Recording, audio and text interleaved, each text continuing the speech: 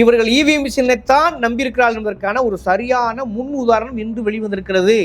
இன்று நடந்த இந்த விஷயம் இருக்கு இல்லைங்களா, இந்த கண்டறிஞ்ச விஷயம் இருக்கு இல்லையா, இதுதான் இந்தியா முழுக்க நடக்கப் போகிறது.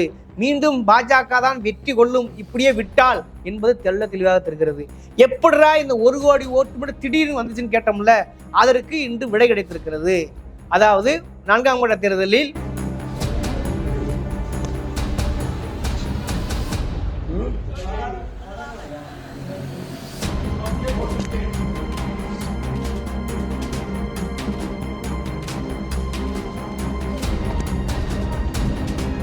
இதை எந்த எல்லைக்கும் செல்வார்கள் என்பதற்கான சரியான உதாரணங்கள் இந்த காட்சிகள். 1 கோடி வாக்கு திடீரென எப்படிங்க உயர முடியும்? எப்படி உயர்ந்தது என்று கேட்டால் இப்பொழுது விடை கிடைத்திருக்கிறது.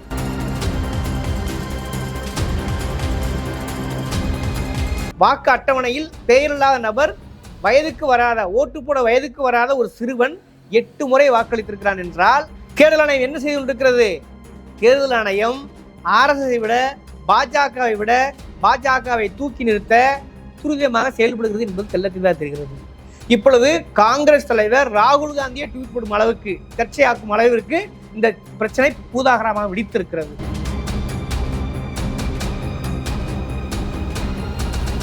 சந்திரசூட் தான் இருக்கிற கொஞ்ச நஞ்ச சனநாயகத்தின் மிச்சமாக இருக்கிறார். அவர் தான் நம்பிக்கை வழக்காக இருக்கிறார். அதனால் அவரிடம் அந்த கேஸ் கொண்டனால ஓரளவுக்கு ஒரு உத்தரவு வந்திருக்கிறது. 28ஆம் தேதிக்குள் இந்த வாக்கு சதவீதம் ஏன் உயர்கிறது என்று பதில் சொல்லியே ஆக வேண்டும் என்று கிடுக்கிப்பிடி கேள்விகளால் தேர்தல் ஆணையத்தை திணறடித்திருக்கிறார். மோடிக்கு ஆப்பு வைத்திருக்கிறார் என்று தான் சொல்ல வேண்டும்.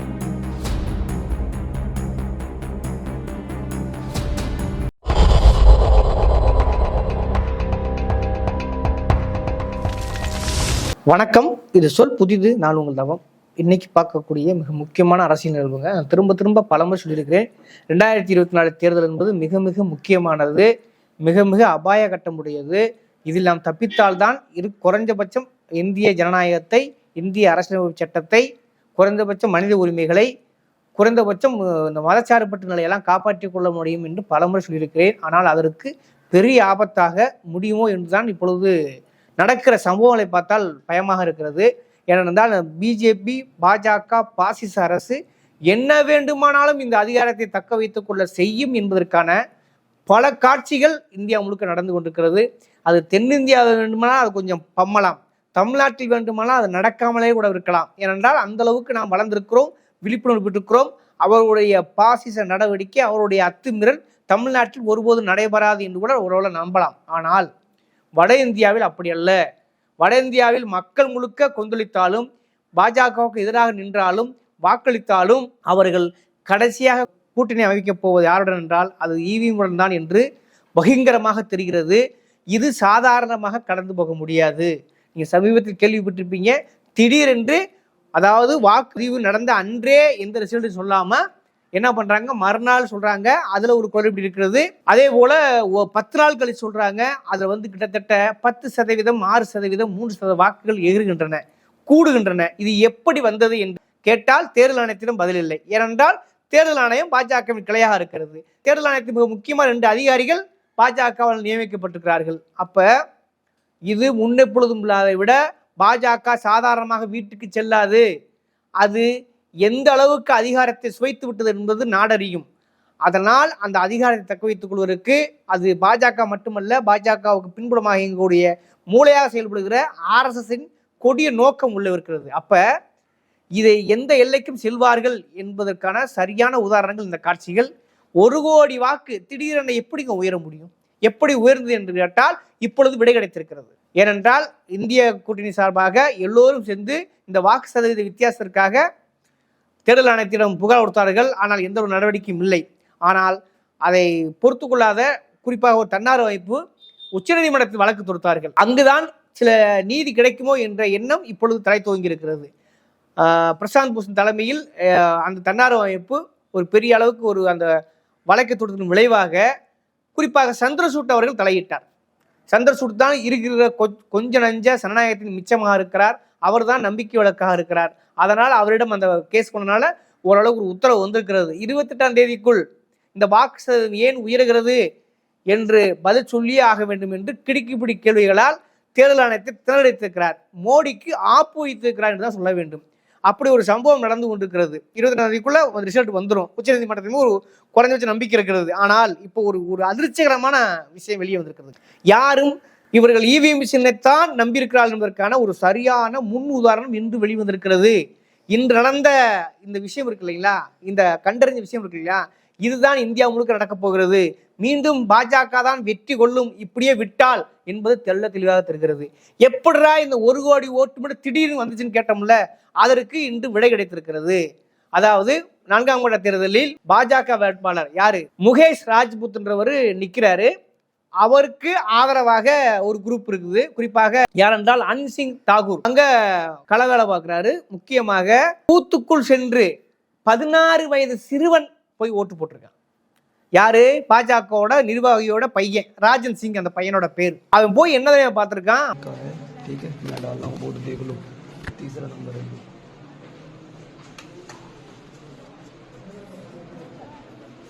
नंबर आ जाएगी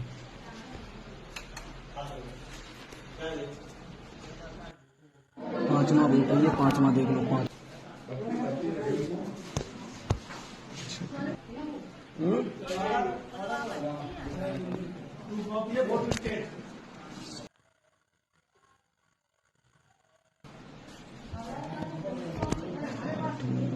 போனது மட்டுமில்லாமல் ஒரு சிறுவன் ஓட்டு போடு வயதையும் அடையவில்லை. சிறுவன் முதல்ல எப்படி பூத்துக்குள்ள போனாங்கிறதே மிகப்பெரிய கேள்வி. அப்ப இந்த தேர்தல் ஆணையம் என்ன புடுங்குது அப்படிங்கிற கேள்வி மிக முக்கியமா இருக்கிறது. அவன் போனதே பெரிய விஷயம். அவன் போனது மட்டும் இல்லாம பாஜகவுக்கு மட்டும் 8 முறை வாக்கு செலுத்தியிருக்கிறான். அந்த 8 முறையும் பதிவாயிருக்கிறது. இதுதான் ரொம்ப அதிர்ச்சியான செய்தி. இருக்கிறதுலே மிக முக்கியமான அதிர்ச்சியான செய்தி தெரியுமா, 8 முறை பாஜகவுக்கு ஒரு நபர், அதுவும் சம்பந்தமில்லாத நபர், வாக்கு அட்டவணையில் பெயரில்லாத நபர், வயதுக்கு வராத, ஓட்டு போட வயதுக்கு வராத ஒரு சிறுவன் 8 முறை வாக்களித்திருக்கிறான் என்றால் தேர்தல் ஆணையம் என்ன செய்து கொண்டிருக்கிறது?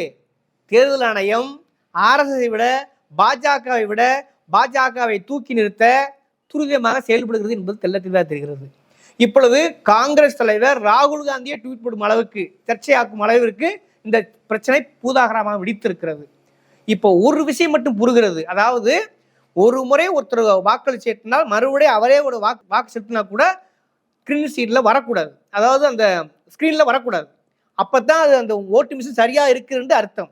ஆனால் ஒரு முறை அந்த தாமரை பட்டனை அமுக்கினால் ஒரு முறை விடுவது சரி. ஆனால் இவன் 8 முறை அமுக்கிட்டான், 8 முறையும் ஓட்டு பதிவாயிருக்கிறது. இது எவ்வளவு ஒரு அதிர்ச்சி.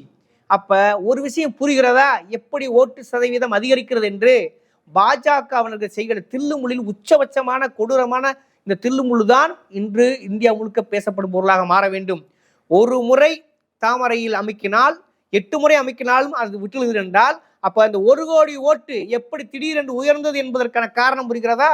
அப்ப தேர்தல் நடந்து முடிந்தவுடன் என்ன செய்கிறார்கள், அந்த பையன் எப்படி 8 முறை வாக்கு செலுத்தினானோ அதுபோல் அந்த மிஷினை வைத்து தாமரையில் யாராக, ஏனென்றால் இது அதாவது அந்த சம்பந்தப்பட்ட வாக்காளர் பதிவு பண்ணா கூட ஒரு லாஜிக் இருக்குது. யாராக இருந்தாலும் தாமரை பட்டலில் 8 முறை என்ன, ஒவ்வொரு கை வலிக்கிற அளவுக்கு, ஒரு மனிதனால் எவ்வளவு கை வலிக்குமோ அந்த அளவுக்கு ஒரு ஓட்டு வந்து 5000 போட முடியும். இப்படி எல்லோரையும் அந்த பட்டனை அமுக்கி என்ன செய்கிறார்கள், போட வைக்கிறார்கள்.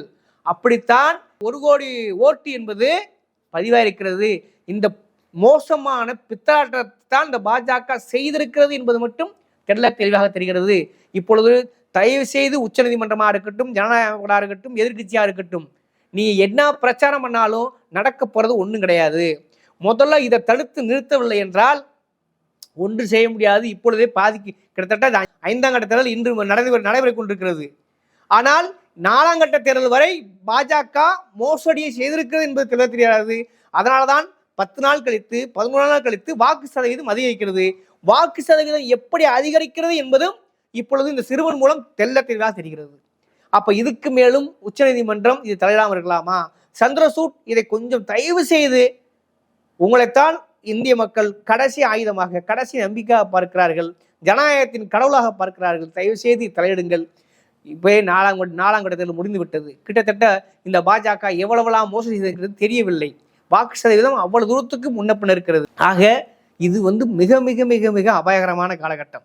மிக மிக பாஜக வெற்றி கொள்வதற்காக, அதிகாரத்தை தக்க வைத்துக் கொள்வதற்காக அது எந்த எல்லைக்கும் போகும் என்பதற்கு நல்ல உதாரணம், சாட்சியாக, வீடியோவாக, ஆடியோவாக 16 வயசு கூட நிரம்பாத ஒரு பையன் வந்து ஓட்டு போட்டிருக்கிறான் என்றால் இங்கு என்ன ஓட்டு ஜனநாயகம்? மனிதர்கள், அதாவது இந்திய வெகுஜன மக்களுக்கு இருக்கக்கூடிய ஒரே கடைசி ஆயுதம் என்றால் இந்த 5 செகண்ட் போடக்கூடிய ஓட்டு ஜனநாயகம் தான். அதில் கூட இவ்வளவு பிராடத்தனத்தை, இவ்வளவு மோசடியை பாஜக செய்கிறது என்றால் இந்தியா பயணிக்கக்கூடிய பாதையை தெரிந்து கொள்ளலாம். நாளை ஜனநாயகம் இருக்காது, அரசியலமைப்பு சட்டமும் இருக்காது, மனித உரிமையும் இருக்காது. முழுக்க முழுக்க பாசிசத்தனமான கொடூரமான ஒரு சர்வாதிகார ஒரு அதிபர் ஆட்சி நோக்கித்தான் போய்கொண்டிருக்கிறது. அது 4ஆம் கட்ட தேர்தல் வரை நடந்திருக்கிறது என்பதை தயவுசெய்து புரிந்து கொள்ளுங்கள். இவிஎம்மில் அது ராகுல் காந்தி சொன்ன பார்த்தீங்களா, மோடியின் ஆன்மா இவி மிஷின் இருக்கிறது சொன்னார் பாருங்க. அது எவ்வளவு தெள்ள தெளிவாக இருக்கிறது என்பதை தயவு செய்து புரிந்து கொள்ளுங்கள். இது முன் எப்பொழுதும் இல்லாத விட அபாயகரமான காலகட்டம், எமர்ஜென்சி விட மோசமான காலகட்டம். இது தேர்தல் ஜனநாயகமே அல்ல. தேர்தல் ஜனநாயகத்திலும் கூட இவ்வளவு பெரிய தில்லுமுல்லை தனக்கு ஆதரவான பாஜக நபர்களை வைத்துக் கொண்டு செய்கிறது என்றால் என்ன செய்ய போகிறோம், என்ன நடக்கிறது? நாம் நினைத்து நிச்சயமாக மோடி வீட்டுக்கு போய்விடுவார், குறைஞ்ச ஜனநாயகத்தை காப்பாற்றி விடலாம் என்ற எண்ணம் சுத்தமாக எனக்கெல்லாம் இல்லை. ஒரு ஊடகங்களால் சொல்லுகிறேன், எனக்கு அந்த நம்பிக்கை இல்லாமல் போய்விட்டது. இதில் மட்டும், அதாவது இது கூட எப்படி தெரியுமா, தும்ப விட்டு வாழை பிடிச்ச கணக்காக இருக்கு. ஏன்னா 4 கட்ட தேர்தல் முடிஞ்சிருச்சு. 4 கட்ட தேர்தலில் இந்த வாக்கு சதவீதம் எப்படி உயர்ந்தது என்பதற்கான விடை தெரியாமல் இருந்தது. இன்று இந்த பையன் மூலம், இந்த ராஜன் சிங் என்ற பையன் மூலம், இந்த அனில் சிங் தாகூரின் மகன் மூலம், குறிப்பாக முகேஷ் ராஜ்புத் என்ற பாஜக வேட்பாளர் மூலம் அம்பலமாயிருக்கிறது. இதை விட நீ என்ன சாட்சியம் வேண்டும்? எப்படி அவன் உள்ளே போனான்? இன்னைக்கு போலீஸ் கைது செய்திருக்கிறது. கைது செய்து என்ன புடுங்க? அப்ப அந்த இது கைது செய்வதோடு நிப்பாடக்கூடாது. அந்த ஓட்டு சதவீதத்தில் மாலை 6 மணி 7 மணியோடு வாக்கு சதவீதம் எவ்வளவு இருந்தது, அதற்கு பிறகு எவ்வளவு ஆகியிருக்குது என்ற நேரடியாக உச்சநீதிமன்றம் தலையிட்டு உத்தரவு போட்டால் ஒழிய இந்த பாஜக அரசு, குறிப்பாக யோகி அரசு, உத்தரப்பிரதேசம் ஒன்றுமே செய்யாது. இதற்கு மேலும் மக்கள் விழித்துக் கொள்ளவில்லை என்றால், இதற்கு மேலும் எதிர்க்கட்சிகள் விழித்துக் கொள்ளவில்லை என்றால், இதற்கு மேலும் உச்சநீதிமன்றம் விழித்துக் கொள்ளவில்லை என்றால் பாஜக வெற்றியடைவதை எந்த கொம்பனாலும் தடுத்து நிறுத்த முடியாது என்பதை மட்டும் என்னால் தெல்ல தெளிவாக சொல்லிக்கொள்ள முடிகிறது. ஏனென்றால் அப்படியான சாட்சிகள், அப்படியான காட்சிகள், அப்படியான ஆவணங்களோடு சிக்கியிருக்கிறான் அந்த சிறுவன். ஆக இது எங்கு போய் நிற்க போறது தெரியவில்லை. தயவு செய்து ஜனநாயகவாதிகள், மனித உரிமை செயல்பாட்டாளர்கள், உச்சநீதிமன்றம், எதிர்க்கட்சிகள் எல்லோரும் ஒருமித்த குரலில் ஒரு சேர இருந்து இதை தடுத்தால் மட்டும்தான் முடியும். ஆனால் எனக்கு என்னமோ நம்பிக்கை இல்லை. இன்னும் 3 கட்ட தேர்தல் இருக்கிறது. 4 கட்ட தேர்தல், 4ஆம் கட்ட தேர்தல் முடிந்து விட்டது. இன்று 5ஆம் கட்ட தேர்தல் ஆரம்பிக்கிறது. இதற்குள் உச்சநீதிமன்றம் எப்படி தலையிடும், இது எப்படி தடுக்கும், இது என்ன நடக்க போகிறது என்று மிகப்பெரிய குழப்பமா இருக்கிறது. இது நிச்சயமாக சொல்கிறேன், பாஜக வெற்றி பெற்றால் ஆச்சரியமே இல்லை என்பது மட்டும் தெல்ல தெளிவாக தெரிகிறது. அந்த அளவுக்கு இவிஎம்மில் பல தில்லாலங்கடிகளை செய்து விட்டார்கள். அதைத்தான் இன்று காட்சியும் ஆவணமாக அந்த ஒரு சின்ன பையன் மாற்றிக்கான். இது சாதாரண விஷயம் இல்லை. பிஜேபியோடைய அட்டூழியம், பிஜேபியோடைய உச்சபட்ச அதிகார வெறி, பிஜேபியோட ஒட்டுமொத்த திருடுத்தனம் முழுக்க அந்த சிறுவன் மூலம் அம்பலப்பட்டு என்பது மட்டும் தயவு செய்து புரிந்து கொள்ளுங்கள். இது எப்படி முடியுமோ, எப்படி உச்சநீதிமன்றம் தலையிடுமோ எனக்கு தெரியவில்லை. ஆனால் இது மிக மோசமான, குறிப்பாக இந்திய ஜனநாயகத்துக்கு சவக்குடிக்கு தள்ளும் முயற்சிகள் பாஜக செய்கிறது மட்டும் தெளிவாக தெரிகிறது. எப்படி முடியும் என்று தெரியவில்லை, ஏன்னா நடவடிக்கை இருப்பாலும் தெரியவில்லை. ஆனால் எனக்கு நம்பிக்கையிலிருந்தான் இந்த வார்த்தையை சொல்கிறேன். இந்த நம்பிக்கை என்பது வெறும் நம்பிக்கையா இருப்பது வீண். செயல்பாடுகள் இல்லாமல், சட்ட நடவடிக்கை இல்லாமல், இந்த தேர்தலை மறுபரிசீலனை செய்யாமல் நிச்சயமாக காங்கிரஸ் இந்திய கூட்டணி வெற்றி பெறும் என்ற நம்பிக்கை எனக்கு இல்லை. ஏனென்றால் அவ்வளவு பெரிய மோசமான, அவ்வளவு பெரிய இதுவரை இந்திய வரலாற்று நடைபெறாத ஒரு மோசடியை பிஜேபி அரங்கேறிக்கிறது என்று மட்டும் தெல்ல தெளிவாக சொல்கிறேன். இனி மக்களின் விழிப்புணர்வில் போராட்ட களத்துக்கு வீதிக்கு வந்தால் மட்டும்தான் இதை ஒரு முடிவை நோக்கி கொண்டு போக முடியும். அப்படி இல்லை என்றால் நிச்சயமாக பாஜக வெற்றி அடைவதை யாராலும் தடுக்க முடியாது.